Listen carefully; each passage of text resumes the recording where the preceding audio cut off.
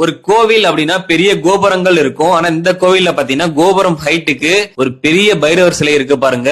உலகத்திலே மிக பெரிய கால பைரவர் சிலை பாத்தீங்கன்னா இந்த கோவில்ல தாங்க இருக்கு. இதோட உயரம் பாத்தீங்கன்னா 39 அடி, அகலம் பாத்தீங்கன்னா 18 அடிங்க. இந்த கோவில்ல நம்ம விளக்கேற்றி வழிபடுறதால நமக்கு இருக்கிற கஷ்டங்கள் துன்பங்கள் அனைத்தும் நீங்கும். பில்லி சூனியம் ஏவல் கண்டிஷ்டி, திருமணம் ஆகாம இருக்கும் ஆண்கள் பெண்கள், கிரக தோஷம் எதுவா இருந்தாலும் சரிங்க, நீங்க வந்து விளக்கேற்றி வழிபடுங்க, எல்லாமே சரியாயிடும். கோவில்ல விபூதி பாத்தீங்கன்னா பச்சை நிறத்துல தாங்க தராங்க. அது வந்து ஒரு மூலிகை விபூதி அப்படின்னு சொல்றாங்க. இந்த பைரவருடைய 64 அவதாரங்களை உங்களால பார்க்க முடியும், தரிசனம் செய்ய முடியும். இந்த கோவில்ல பெண்கள் கருவறைக்கு போயிட்டு தொட்டு வணங்க முடியும், அபிஷேகம் பண்ண முடியும். அந்த அளவுக்கு ஒரு சிறப்புமிக்க ஆலயம் தாங்க இது. இந்த கோவில் காசிக்கு இணையான ஒரு கோவில்னு சொல்றாங்க. காசில எப்படி மயானமும் ஆறும் இருப்பது போல இந்த கோவில் அருகிலே பாத்தீங்கன்னா மயானமும் நீரோடையும் இருப்பது தனி சிறப்புங்க.